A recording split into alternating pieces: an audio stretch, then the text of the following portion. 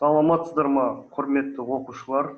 Мен Түркістан облысы Арыс қаласы Мұхтар Әуезов мектеп-гимназия мектебінің физика пәні мұғалімі Балабаев Қуанмын. Мен бүгін физика пәні сабағында 9 сыныптарға атом ядросы тарауындағы тақырыпты өтпекшімін. Бүгінгі біздің тақырыбымыз ядролық өзара әрекеттесу, ядролық күштер, массалар ақауы, атом ядросының байланыс энергиясы. Менің сабағымның тақырыбынан сабақ мақсатым келіп шығып отыр. Бүгінгі сабағымыздың мақсаты 3-ке бөлінді. Біріншісі, ядролық күштердің қасиеттерін сипаттау. Екінші, атом ядросының масса ақауын анықтау. Және үшінші, атом ядросының байланыс энергиясы формуласын есептер шығаруды қолдану. Сабағымызды бастамас бұрын әуелі кішкене тарихына келіп оралайық. Біздің тарихымыздағы ең алғашқы протон мен нейтронның ашылуы осы атом ядроларын зерттеудің бастамасы болып табылады. 1919 жылы ағылшын физигі Эрнест Резерфорд альфа бөлшектері мен азот атомдарын атқылау арқылы сутек және оттек ядроларын алған еді. Оларды сәйкесінше протон деп атады. Ал 1932 жылы Эрнест Резерфордтың шәкірті Джеймс Чадвик нейтронды ашты. Сәйкесінше протон мен нейтрондарды біз мына белгілермен белгілейміз. Келесі. Ядроның құрамы.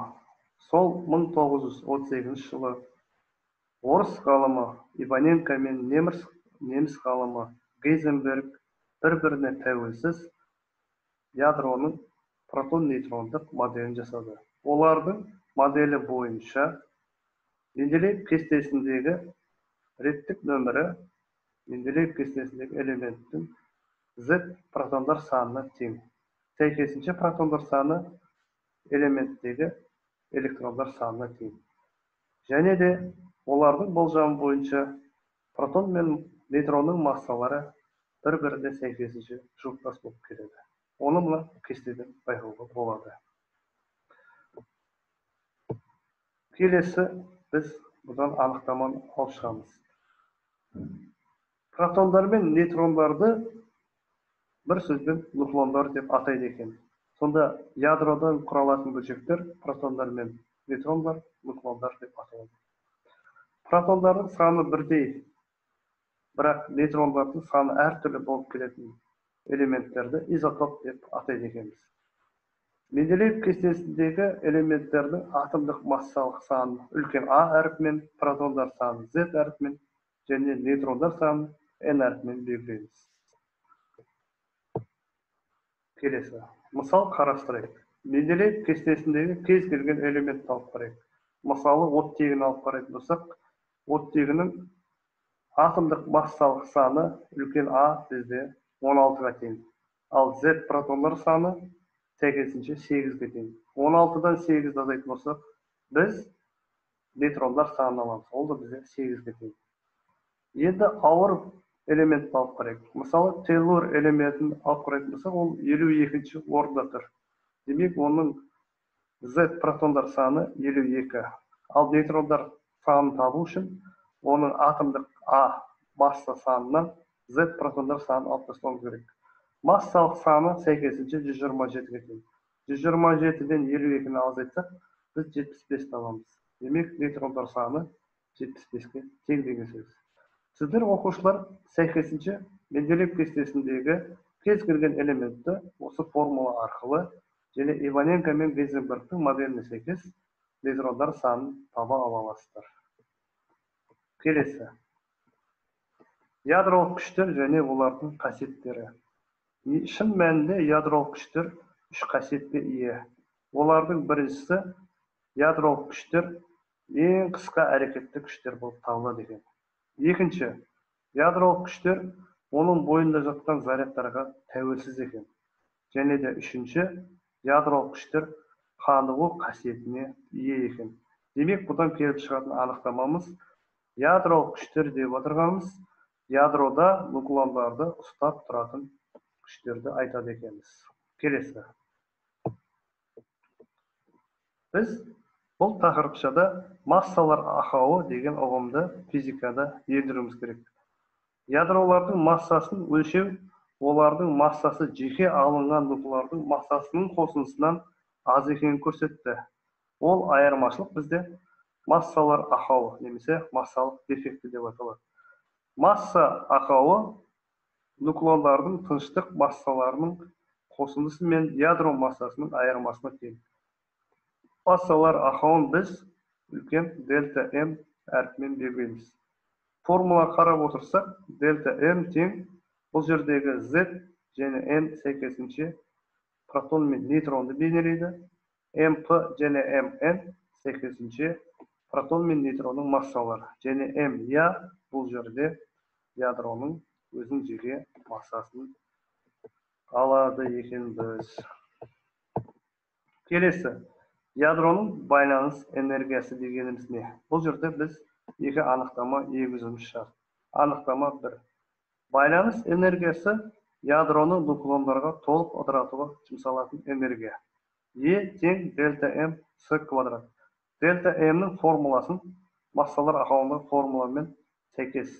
Қарап отырсаңыздар, бұл формула Эйнштейн формуласына сәйкес келеді. Және анықтама 2. Меншікті байланыс энергиясы деп отқанымыз бір нуклонға сәйкес келетін байланыс энергиясы екен. Байланыс энергиясы сәйкесінше эпсилон тең Е бөлінген А формуласымен есептелінеді екен. Келесі. Біз енді есеп шығару мысалына қарастырайық. Мысалы бізде оттегі изотопы берілген. Біз Иваненко мен Гейзенберг моделіне сәйкес оттегінің протон және нейтрондарын тауып аламыз. Бізде протонымыз 8-ге тең Z, 17-тен 8-ді азайтсақ массалық санынан протон саны, бізде нейтрон саны 1-ге тең. Демек, бұл бізде оттектің изотопы болып табылады. Енді есептің берілгенін қараңыздар. Есептің берілгенде біз бір массаның атомдық бірлігін алып отырмыз. Және осы жерде есепте бізде екі шарт берілген. Оттегі изотопының массалар ақауы мен меншікті байланыс энергиясын алдыңғы айтқан формулаларға сәйкес есептесеңіздер, біз мынандай мәндерге ие болады екенбіз. Бізде байланыс энергиясы 131,76 мегаэлектрон вольтпен берілген табылып отыр. Ал массалар ақауы сәйкесінше 0,14 массаның атомдық бірлігімен табылып отыр екен. Біз осы формулаларды қолдануды үйрендік бүгінгі сабақта.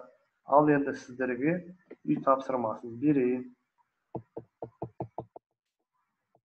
Сіздер натрий, фтор, күміс, кюрий, Менделееві, мына осы ядролардың құрамын сіздер Иваненко және Гейзенберг моделіне сәйкес протон және нейтрон және атомның массалық санын анықтап табыңыздар. Біз білеміз, егер нейтрондар санына сәйкес ажыратылатын болса, ол элементтерді изотоп деп атаймыз. Екінші есеп осы дейтерий элементі ядросының массалар ақауы байланыс энергиясын және меншікті байланыс энергиясы формула бойынша есептеуге арналған. Осы есептейсіздер. Және үшінші есеп натрий 23-ші орындағы атом ядросының моделін дәптерлеріңізге жазып, суретін салып алып келесіздер. Кішкене кері байланыс жасап көрейік. Бүгінгі сабақта біз не түсіндік? Бүгінгі сабақта біз ең алғашқы сабақтың тақырыбында тарихына оралдық. Эрнест Резерфордтың Чедвиктің протон мен нейтронның ашылуын. Екінші, біз сабағымызда әртүрлі анықтамаларға келдік. Соның ішінде масса ақауы дегеніміз не, меншікті байланыс энергиясы дегеніміз не. Сонымен қатар Иваненко мен Гейзенбергтің моделіне сәйкес Менделеев кестесіндегі Z протондар саны мен N нейтрондар саны және үлкен A массалық санды табуды үйрендік. Менің сабағымды тыңдап, осы игеріп алсаңыздар білімді, нұр үстіне нұр деп ойлаймын. Сіздерге рахмет. Сау болыңыздар.